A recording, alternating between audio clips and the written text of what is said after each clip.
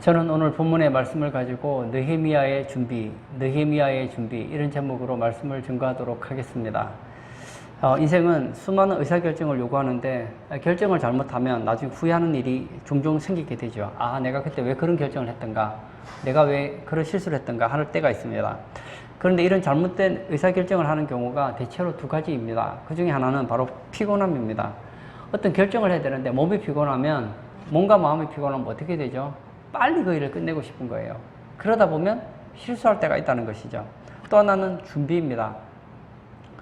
철저한 준비를 하지 않고 일을 하다 보면 실수를 하게 됩니다. 나중에 끝나고 나서 그때 좀 더 준비를 했더라면 좋았을 텐데 하는 생각을 하지만 이미 끝나버렸기 때문에 후회도 소용이 없는 경우를 보게 됩니다. 오늘 본문에 나와 있는 이 느헤미야는 어떻습니까? 느헤미야가 아닥사스다 왕의 허락을 받아서 페르시아에서 예루살렘으로 오게 되었습니다. 통행을 위한 조세도 받아 안전하게 오게 되었고 성벽 건축을 위한 모든 재료도 왕으로부터 받았습니다. 2달간의 여행을 마치고 이제 본국으로 돌아온 것이죠. 이 예루살렘에 돌아와서 느헤미야는 어떤 마음이 있었을까요? 하루라도 빨리 성벽을 재건하고 싶다, 그런 마음 들지 않았을까요? 느헤미야가 페르시아에서 여기 예루살렘까지 온 목적은 한 가지입니다. 성벽 재건이에요. 성벽 재건. 그러면 하루라도 빨리 성벽 재건하는 거 중요한 거 아닙니까? 그런데 그는 서두르지 않더라는 거예요. 11절에 내가 예루살렘에 이르러 머무른 지 사흘 만에, 이렇게 기록되어 있습니다. 그는 본격적인 업무를 시작하기 전에 사흘 동안 쉬었다는 것입니다. 그리고 그 사흘 동안 무엇을 했을까요? 앞으로 성벽을 어떻게 재건할 것인지 충분히 생각했다는 거예요. 여러분, 무엇이든지 급하게 서두르면 안 됩니다. 옛말에 아무리 바빠도 이 바늘 허리에 실을 메어서 사용할 수는 없지 않습니까? 마찬가지로 무슨 일을 하든지 철저한 준비가 요청된다는 거예요. 느헤미야는 3일 동안 푹 쉬었습니다. 기력을 회복했습니다. 그리고 나서 이제 성벽 재건을 위한 준비 작업에 들어갔습니다. 어떻게 합니까? 바로 종교 지도자들을 만나고 백성들을 만난 게 아니에요. 그는 이미 페르시아에서 동생 하나니를 통해서 한 가지 이야기를 듣게 됩니다. 성벽이 무너졌고 성벽이 불탔다는 얘기를 들었습니다. 그러나 얼마나 성벽이 무너졌는지, 얼마나 불탔는지, 성벽이 어떤 상태인지는 느헤미야는 전혀 알지 못합니다. 왜? 그는 지금 예루살렘의 형편을 아는 사람이 아니기 때문입니다. 그래서 그는 그 현장을 목격하기를 원했습니다. 12절에 내 하나님께서 예루살렘을 위해 무엇을 할 것인지 내 마음에 주신 것을 내가 아무에게도 말하지 아니하고 밤에 일어나 몇몇 사람과 함께 나갈새 내가 탄 짐승 외에는 다른 짐승이 없더라. 무슨 얘기입니까? 그는 기도의 사람이었습니다. 어쩌면 이 사흘 동안 기도했는지도 모르죠. 기도할 때 하나님께서 예루살렘을 위해서 무엇을 할 것인지를 마음에 넣어주셨습니다. 그때 그는 그 마음을 가지고 사람들에게 말하지 않았습니다. 어떻게 하죠? 밤에 몇몇 사람과 함께 짐승을 타고 현장을 답습했다는 거예요. 아주 조용하게 신중하게 일을 처리했던 모습을 보게 됩니다. 느헤미야는 왕의 최측근의 사람인 것처럼 얼마나 섬세하고 그리고 얼마나 일을 주도 면밀하게 하는지 모릅니다. 이런 준비가 있었기에 그는 52일 만에 예루살렘 성벽을 재건하게 되는 것이죠. 대체 느헤미야는 이 예루살렘 성벽을 재건하기 위해서 어떤 준비를 합니까? 첫 번째, 실제적인 준비를 했다는 거예요. 느헤미야는 공상가가 아니었습니다. 공상가는 어떤 특징을 가지고 있죠? 실제로 하는 건 없어요. 그러나 생각은 많습니다. 제가 예전에 가르쳤던 한 학생이 있어요. 이 학생도 굉장히 꿈꾸는 학생이었습니다. 비전이 많아요. 좋아요. 너무 계획도 좋아요. 근데 단점이 있습니다. 행동을 하지 않는 거예요. 자기는 어느 대학을 가서 어떻게 해서 어떻게 하겠다 그런 계획들이 많았어요. 그런데 단점이 뭐냐? 공부를 안 하는 거예요. 꿈꾸는 거 좋아요. 보십시오. 느헤미야가 예루살렘 성벽을 재건하겠다는 거 얼마나 좋은 꿈입니까? 얼마나 좋은 비전입니까? 그러나 그는 실제적으로 준비했다는 거예요. 어떤 준비를 했습니까? 예루살렘 성이 진짜 무너졌는지, 성벽은 진짜 불탔는지, 불탔으면 얼마나 불탔는지 그걸 알아보기 위해서 직접 찾아가더라는 거예요. 이 성벽 재건을 위해서 대체 재건을 위해서 얼마나 많은 사람이 동원되어야 되고 이 성벽 재건을 위해서 어떤 문제가 있을 것인지를 충분히 확인하기 위해서 갔다는 거예요. 여러분, 본 것과 보지 않은 것은 하늘과 땅 차이입니다. 아무것도 준비하지 않고 일을 추진하는 사람과 주변에 많은 사람들의 이야기를 듣는 사람은 차이가 있습니다. 예를 들어서 요즘에는 좀 그렇게 드문데요. 예전에는 이 예배당 건축, 이 성전 건축을 많이 지었지 않습니까? 지을 때 보면 두 종류의 사람이 있습니다. 기도도 열심히 해요. 그러나 충분한 준비가 없이 준비하시는 분들이 계신가 하면 하기 전에 성전 재건을 위해서 어떻게 하면 성전을 잘 지을 것인가 생각해서 성전을 잘 지은 교회 목사님을 만나서 얘기도 들어보고, 그리고 건축업자들을 만나서 얘기도 해보고, 그리고 사단이 틈타지 않도록 기도도 충분히 하고 그렇게 준비하는 분도 계시거든요. 그런데 충분히 준비한 교회들은 성전을 지을 때 그렇게 큰 문제를 일으키지 않습니다. 그러나 잘 되겠지 하고 하다 보면 생각지도 못한 복병들이 나타나는 경우가 종종 있었거든요. 교회도 마찬가지입니다. 제가 신학교를 다닐 때 많은 목사님, 이제 지금 목사님들이죠. 그 신학생들이 꿈이 커요. 저도 꿈이 있고 신학생들도 꿈이 있습니다. 야, 교회, 이제 내가 신학교를 졸업하면 설교도 잘하고 목회도 잘하고 교회도 키우고 선교도 열심히 하고 많은 계획들이 있습니다. 너무 좋습니다. 그러나 이것이 실제로 나타나려면 뭐가 필요하다는 겁니까? 실제적인 필요가 필요하다는 거예요. 실제적인 준비가 되지 않는 가운데서 하다 보면 생각보다 많은 실수를 하게 된다는 거예요. 실제적인 준비는 대단히 어렵고 고통스럽고 많은 수고를 요구하기도 합니다. 그러나 이런 준비가 없이는 좋은 결과를 기대하기 어렵다는 거예요.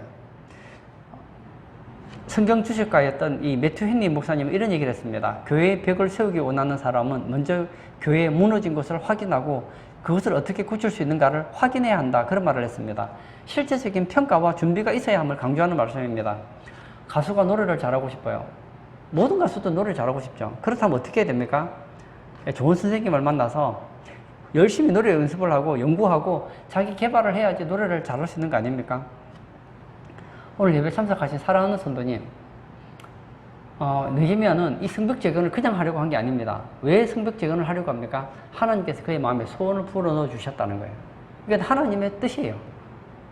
그러나 하나님의 뜻이기 때문에 그냥 될 것이라고 생각하지 않았습니다. 어떻게 생각합니까? 하나님의 뜻이기 때문에 더 실제적으로 더 철저하게 준비했다는 거예요. 두 번째, 느헤미야는 사람들의 마음을 움직이는 동기부여에 성공했다는 거예요. 느헤미야의 마음속에는 불이 있습니다. 어떤 불이죠? 성벽을 재건하고 싶어하는 마음이 있습니다. 너무 좋죠. 그러나 여러분 알다시피 성벽이 주택이 아니잖아요. 집 같으면 혼자서 열심히 노력을 하면 또 실력이 있으면 집을 지을 수 있을지 모릅니다. 그러나 이건 예루살렘 성벽이에요. 예루살렘 성을 지키는 성벽이라고요. 아무리 느헤미야가 마음이 있다 하더라도 혼자서 할 수 없습니다. 동력자가 필요하다는 거예요. 그래서 느헤미야는 어떻게 합니까? 예루살렘에 있는 사람들에게 동기부여를 합니다. 자기 속에 있는 그 불, 내 속에 있는 그 마음을 사람들에게 전염시키더라는 거예요. 저는 사도 바울을 보면서 참 마음이 와닿던 게 있었어요. 사도 바울이 전도하러 여러 곳에 가서 제자 훈련을 시키고 사람들을 만나고 복음을 전할 때 사람들이 사도 바울에 대해서 어떻게 평가합니까? 전염병을 퍼뜨리는 자다. 전염병을 퍼뜨리는 자다. 그런 얘기를 합니다. 왜 그러죠? 지금 우리나라 이 코로나가 창궐한데 코로나 어떤 사람이 걸리면 주변의 사람들이 착착착착 넘어가잖아요. 마찬가지로 사도 바울은 그 안에 있는 그 복음의 불씨를 사람들에게 전염을 시켰다는 거예요. 느헤미야도 마찬가지입니다. 느헤미야는 그의 속에 불을 가지고 있었지만 그 불을 혼자만 가지고 있지 않았습니다. 그 불을 예루살렘 성도들에게 나누었다는 것입니다. 지금 이 예루살렘 성벽은 어떤 성벽입니까? 100여 년 동안 성벽 건축을 하지 못했던 그런 곳입니다. 성벽은 무너졌고 성벽이 불탔지만 어느 누구도 제가 앞장서서 성벽을 재건하겠습니다 하는 사람은 없었다는 거예요.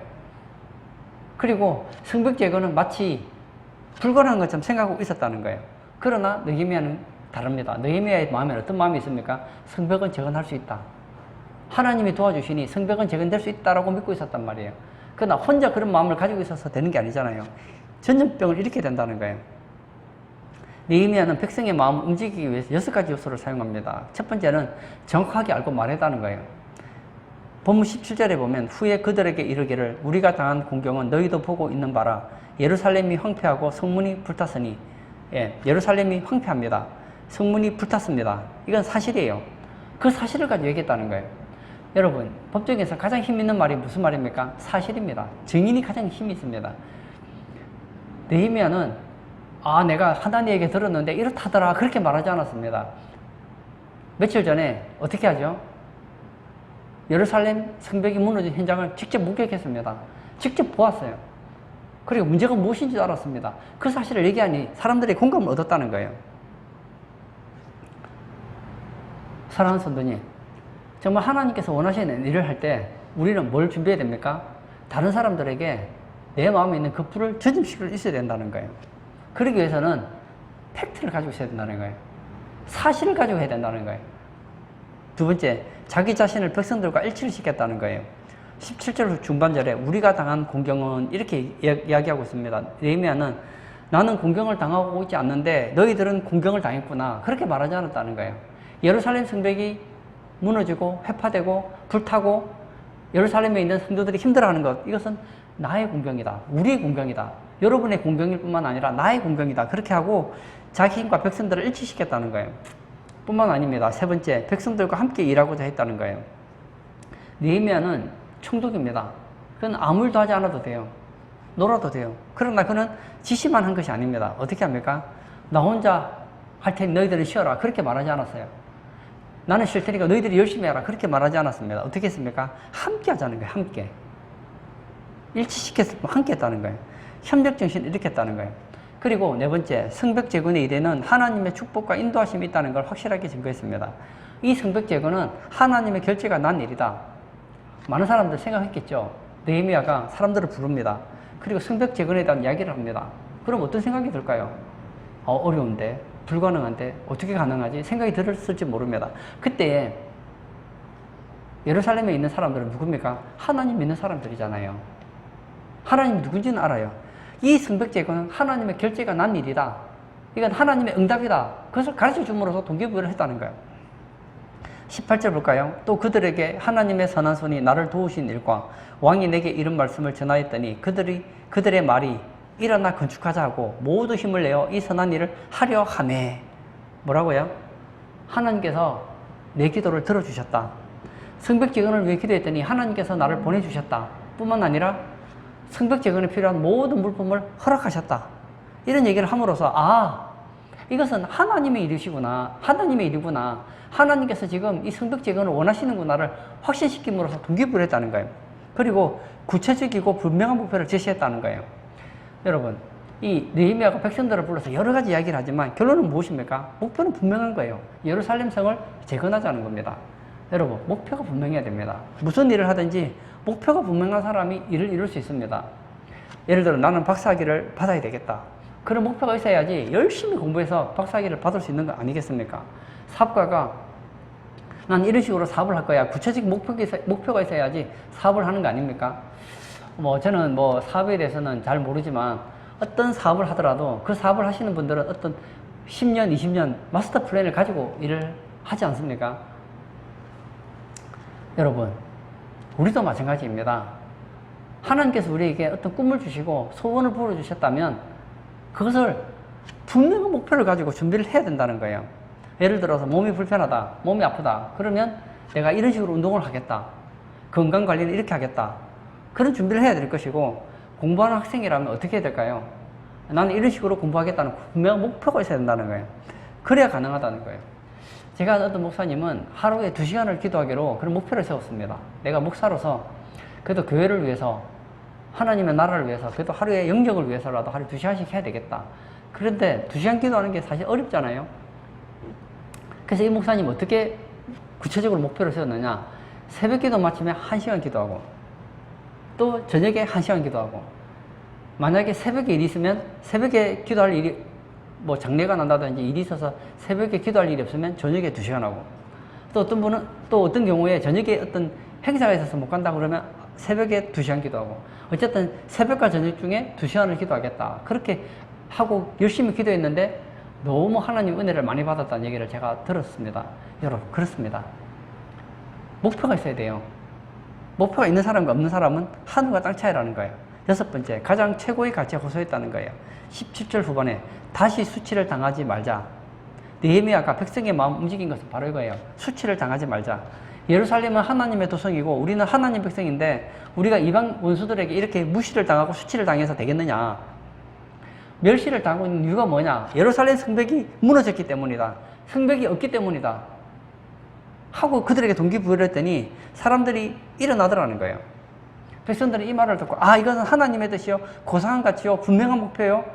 그리고 하나님께서는 느헤미야를 보내주셔서 느헤미야와 함께 이 일을 한다면 성공할 수 있다는 확신을 가지기 시작했다는 거예요.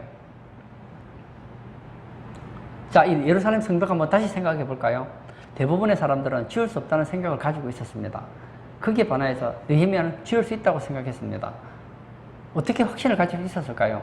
대부분의 사람들은 성벽이 안 된다고 포기한 것에 반하여서 느헤미야는 어떻게 해서 성벽 재건은 가능하다고 믿었을까요? 바로 하나님의 응답입니다. 여러분, 우리가 잊지 말아야 될 것이 하나님이 된다고 하면 되는 거예요. 하나님이 안 된다고 하면 안 되는 거예요. 사랑하는 성도님, 하나님께서 여러분에게 된다고 하시면 여러분 안 된다고 말하지 마세요. 하나님이 된다고 하면 되는 거예요. 민수기에 보면 하나님께서는 이스라엘 백성들에게 가나안 땅을 약속의 땅을 주시겠다고 약속하셨습니다. 그리고 그들은 광야에서 훈련을 받고 있죠. 이제 얼마 있지 않으면 가나안 땅에 들어가서 전쟁을 하고 가나안 땅을 점령하게 될 거예요. 그때 백성들이 가나안 땅에 들어가기 전에 모세에게 부탁을 합니다. 어떤 부탁을 하죠? 먼저 12명의 정탐꾼을 보내서 그 가나안 땅이 어떤 곳인지 좀 정탐을 하고 하자는 거예요. 그래서 모세도 듣고 일리가 있는 거예요. 가서 보고 하나님 말씀하신 적과 꿀이 흐르는 땅에 대한 이야기를 듣게 되면 더 가나안 땅을 점령하고 싶은 마음이 생길 것이다 생각해서 12명의 정탐꾼을 보냅니다. 각 지파의 지도자들을 보내죠. 그리고 시간이 지나서 돌아옵니다. 그들이 12명이 똑같이 한 얘기가 있어요. 하나님 말씀 맞다는 거예요. 그곳은 적과 꿀이 흐르는 땅이고 너무 좋다는 겁니다. 여기서 끝났으면 됐는데 10명은 생각하는 거예요. 다른 생각을 하고 있는 거예요. 뭐라고요? 분명히 하나님 말씀하신 게 맞다는 거예요. 그러나 그들은 거인이고 우리는 메뚜기 같아서 점령할 수 없다 그래요. 안 된다는 거예요. 여러분 보세요. 하나님은 된다고 하는데 이스라엘 백성들은 안 된대요. 지도자들은 안 된대요. 거기에 반하여서 여호수아와 갈렙은 어떻게 얘기합니까? 된다는 겁니다. 하나님께서 주셨기 때문에 가면 그들은 우리의 먹이라는 거예요. 우리의 밥이라는 거예요. 우리의 간식 정도에 지나지 않는다는 거예요. 가면 된다는 겁니다. 그런데 백성들이 누구의 말을 듣습니까? 여호수아와 갈렙의 말이 아니라 10명의 정탐꾼의 말을 듣습니다. 여러분, 10명의 정탐꾼의 말이 사실입니까? 틀립니까? 맞지요. 대부분 다 맞아요. 근데 빠진 게 있더라고요. 뭐가 빠졌지요? 하나님이 가나안 땅을 주신다는 그 약속을 잊어버린 거예요. 하나님이 없다고 생각하고 얘기를 들어보면 10명의 정탐꾼의 말도 설득력이 있고 2명의 정탐꾼의 얘기도 설득력이 있어요. 그러나 다른 게 하나 있죠. 이 10명의 정탐꾼은 하나님을 배제시켰습니다. 하나님이 없다는 전제 하에서 얘기를 한 것이고 이 2명의 정탐꾼은 하나님이 계신다는 것, 그리고 하나님께서는 우리 가나안 땅을 주신다는 것, 그리고 가나안 땅을 주실 수 있는 하나님은 전능하다는 것을 전제하고 얘기를 하는 거예요. 여러분, 하나님이 누구십니까? 첫째 창조하신 분 아닙니까?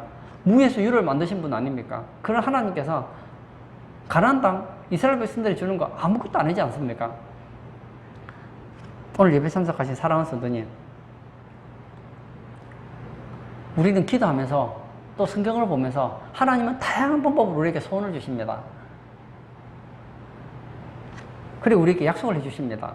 그 약속을 우리가 붙잡을 때 잊지 말아야 될 것이 이 10명의 정탐꾼처럼 하나님은 말씀하셨지만 환경을 보니 나는 안 돼요. 내가 나를 보건대 나는 똑똑하지 않아서 안 돼요. 나는 배운 것이 없어서 안 돼요. 그렇게 말하지 마시고 나는 부족하지만 하나님이 함께 하시면 된다. 나는 부족하지만 하나님은 전능하시다. 나는 부족하지만 하나님은 전지하시다. 나는 부족하지만 하나님이 도와주시면 된다. 그리고 하시자는 거예요. 저는 적극적 사고방식, 긍정적 사고방식을 말하는 것이 아닙니다. 하나님이 안 된다고 하면요, 여러분이 된다고 해도 안 될 거예요. 그러나 하나님이 된다고 하는데 여러분이 안 된다고 하면 지연돼요. 보세요. 12명의 정탐꾼이 얘기를 합니다. 10명의 정탐꾼이 안 된대요. 하나님은 된다고 하는데 안 된대요. 그 결과 어떤 일이 생겼습니까? 이스라엘 백성들의 마음이 10명의 정탐꾼의 말을 듣고 우리는 가나안 땅을 점령할 수 없다고 얘기했습니다. 그 결과 그들은 38년 동안 가나안 땅에 들어갈 수 있는 기간이 지연됐다고요. 그리고 결국 가나안 땅을 점령하죠. 누구 말이 맞습니까? 2명의 정탐꾼의 말이 맞잖아요. 왜 2명의 정탐꾼 말이 맞습니까? 하나님이 말씀하신 거 붙잡았기 때문이에요. 여러분, 하나님께서 우리에게 약속을 해주시고 우리에게 축복해 주시고 그리고 우리에게 소원을 풀어주시고 응답을 해주셔도 내가 하나님의 약속을 부정적으로 받아들이고 안 된다고 하면 지연된다는 거예요. 하나님의 응답은 이루어집니다. 단지 지연될 뿐이에요.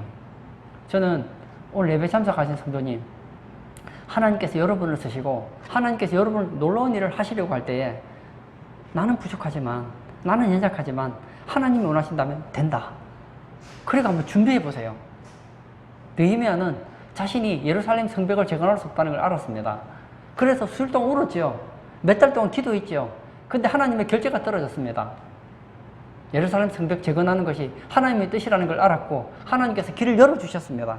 그때 느헤미야는 순종을 하죠. 예루살렘 성벽을 재건하기 위해서 현장을 답습하고 그 다음에 어떻게 합니까? 백성들에게 자기에게 있는 그 비전을 전수시켰다는 거예요. 하나님은 느헤미야 같은 사람을 찾고 있습니다. 나는 안 될 것 같아도, 나는 부족해도 하나님이 된다고 하면 아멘. 저는 하나님을 믿습니다. 하나님이 나를 축복하시면 될 줄 믿습니다. 하나님께서 내게 은혜를 베풀어 주시면 될 줄 믿습니다. 나는 부족하지만 하나님의 나를 쓰시기를 원하신다면 저는 순종하겠습니다. 하나님께서 내게 주신 그 소원을 저는 무시하지 않겠습니다. 하나님께서 내게 부어주신 그 은혜들을 저는 간직하겠습니다. 그런 사람을 하나님이 쓰셨다는 거예요. 세 번째, 느헤미야는 반대를 이겨내는 단호한 결단을 가지고 있었다는 거예요. 여러분, 느헤미야가 이 예루살렘에 왜 왔습니까? 예루살렘 성벽을 재건하러 왔죠. 또 한 가지 더, 그냥 온 게 아니에요. 하나님의 결제가 떨어졌습니다. 아닥사스다 왕의 허락이 떨어졌습니다.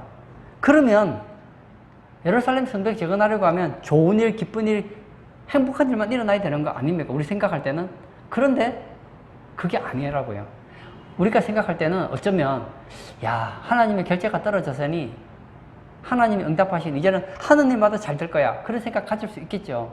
그러나 성경을 보십시오.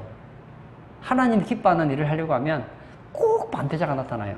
오늘 19절, 20절에 보면 이 반대자에 대해서 느헤미야는 얼마나 단호한지 모릅니다. 19절에 호론 사람 산발락과 종이었던 암몬 사람 도비야와 아라비아 사람 게셈이 이 말을 듣고 우리를 업신여기고 우리를 비웃어 이르되 너희가 하는 일이 무엇이냐? 너희가 왕을 배반하고자 하느냐? 하기로. 무슨 얘기입니까? 성벽을 재건하려고 하니까 공격이 들어왔다는 거예요. 선한 일을 하려고 했더니 반대가 일어났다는 거예요.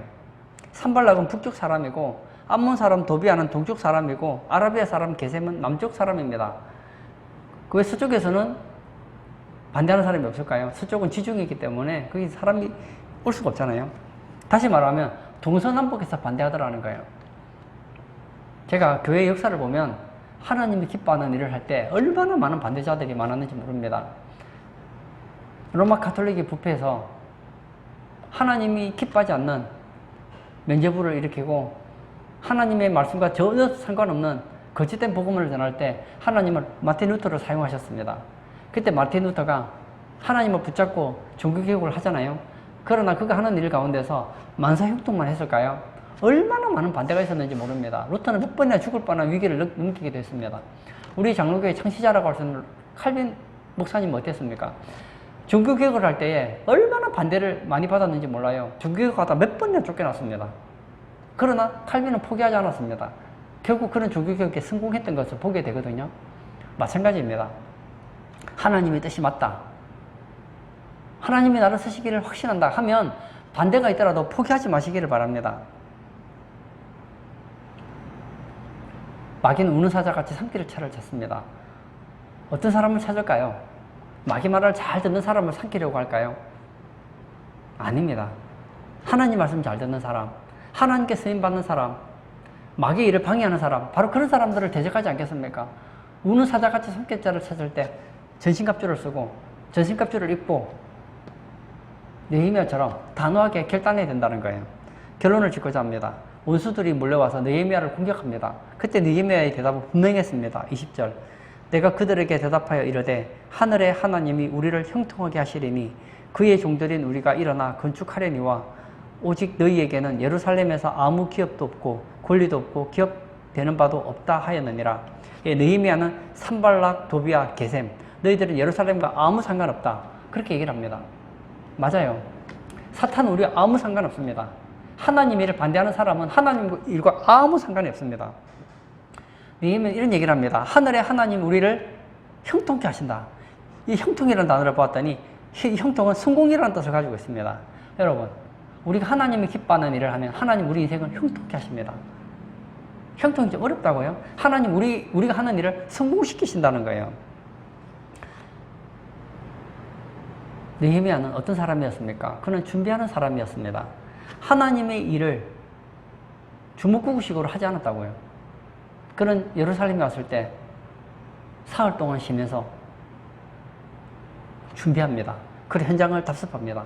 그리고 예루살렘 성도들을 불러서 예루살렘 주민들에게 동기부여합니다. 하나님이 내게 주셨던 그 하나님께서 내게 주셨던 그 사명, 하나님께서 내게 주셨던 그 비전을 자신만 간직하지 않고 백성들에게 나눕니다. 그들로 하여금 동기부여를 합니다. 뿐만 아니에요. 예루살렘 성벽이 이제 재건되는 걸 이제 우리가 계속 보게 될 텐데 얼마나 많은 반대 세력이 있는지 모릅니다. 느헤미야가 하나님의 뜻에 따라서 성벽을 재건하려고 했는데 느헤미야가 몇 번이나 죽을 뻔한 위기를 경험하기도 합니다. 그러나 느헤미야는 포기하지 않아요. 왜냐? 하나님의 뜻은 이루어진다는 확신이 있었기 때문입니다. 사랑하는 성도님, 하나님은 우리 성도님들을 쓰시고 싶어 하십니다. 여러분들에게 복을 주시고 싶어 하십니다. 여러분들을 형통케 하기를 원하십니다. 그러기 위해서 우리에게 필요한 것이 무엇일까요? 준비입니다. 하나님이 쓰실 수 있도록 준비가 되어져야 돼요. 그리고 그 준비하고 하나님의 일을 하다가 반대가 났을 때, 반대가 찾아오고 대적자들이 생길 때